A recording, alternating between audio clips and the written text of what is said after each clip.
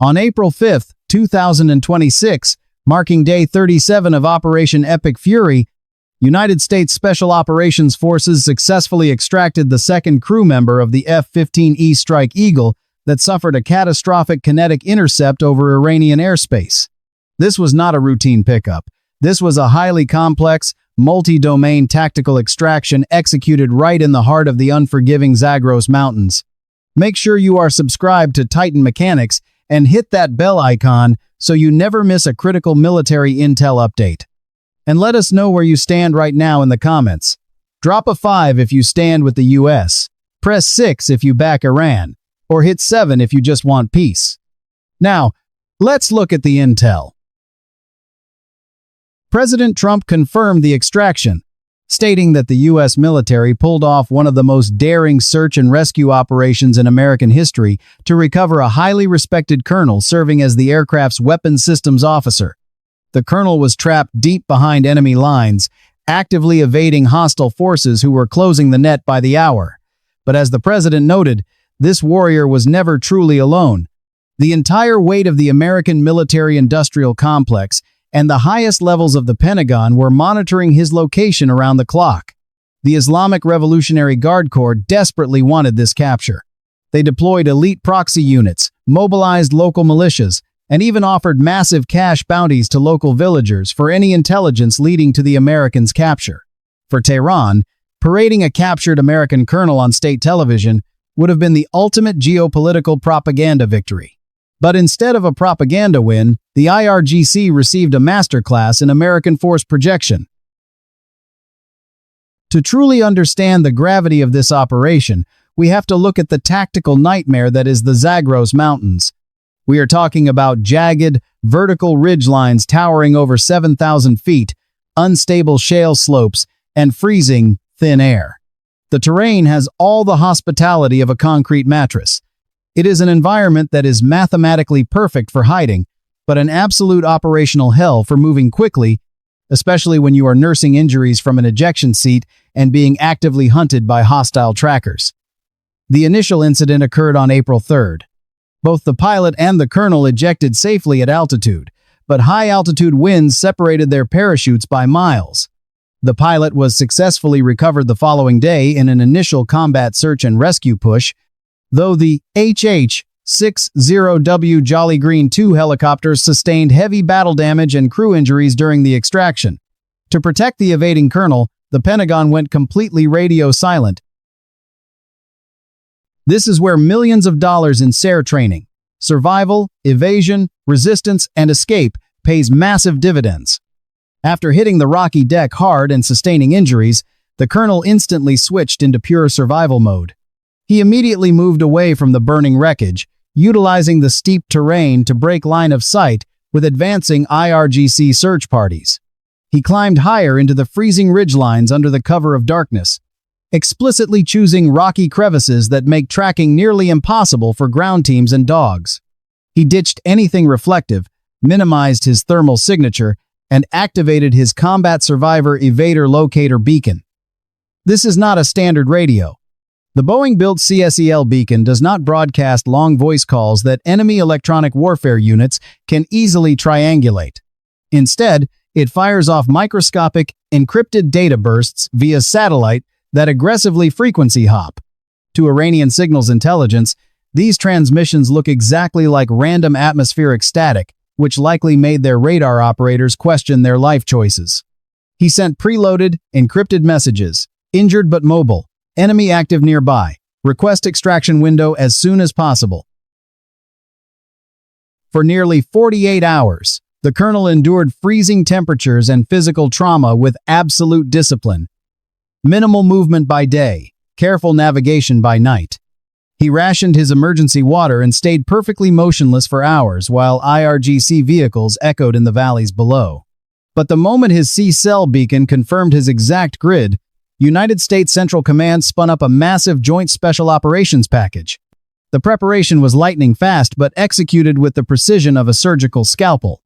Intelligence briefs verified IRGC troop movements, operators rehearsed the infiltration on simulated mountainous terrain, and contingency plans were drawn up for everything from heavy anti-aircraft fire to improvised explosive devices. The rescue package was a who's who of elite tactical warfare. Air Force Special Warfare Pararescuemen, the legendary PJs whose motto is, "That others may live," integrated seamlessly with Navy SEALs, elite Army Rangers, Green Berets, and operators from Delta Force. This elite ground element was backed by the absolute apex predators of military aviation. The 160th Special Operations Aviation Regiment, the Night Stalkers, brought their MH-6 and AH-6 Little Birds for lightning-fast, ultra-low-level insertions. HC-130J Combat King tankers orbited to provide aerial refueling, while MC-130J Commando II transports prepared to land on austere, unpaved strips deep inside hostile territory. And flying top cover was a terrifying assortment of American air power. A 10 Thunderbolt IIs loaded with 30mm depleted uranium rounds, F-15E Strike Eagles protecting their own, F-35 stealth fighters, and heavily armed MQ-9 Reaper drones. Meanwhile, dedicated electronic warfare aircraft completely jammed Iranian radar and communications, effectively turning Tehran's air defense grid into a multi-billion-dollar paperweight.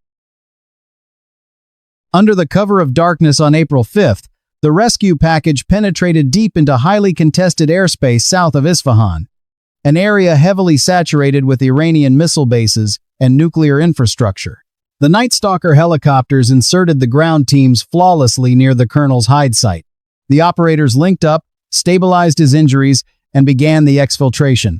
But the IRGC advance units, who had been hunting the area relentlessly, closed in on the extraction zone, triggering a massive, high-intensity close-quarters engagement. The IRGC wanted a hostage.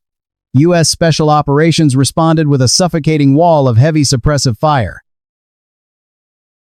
Overhead, the situation was tightly controlled by American Tactical Overwatch.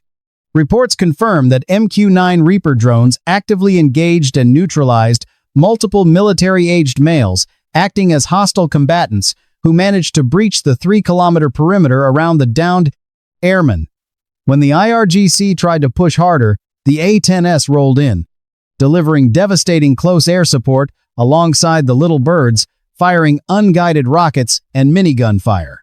The IRGC advance units experienced a sudden and violent restructuring of their operational hierarchy. It was a fierce, close-quarters kinetic exchange, marking one of the deepest and most contested penetrations into defended Iranian territory in modern military history. The American operators held the line, completely shattering the Iranian assault and protecting the colonel. But the extraction phase brought its own heart-stopping friction. The rescue force, now securing the freed colonel, rendezvoused at a remote, austere forward arming and refueling point just south of Isfahan. Multiple massive MC-130J Commando II transports landed in the dirt deep inside enemy territory to pull the entire package out. But military operations rarely go exactly to plan. Two of the heavily loaded MC-130Js bogged down in the soft, unpredictable desert sand.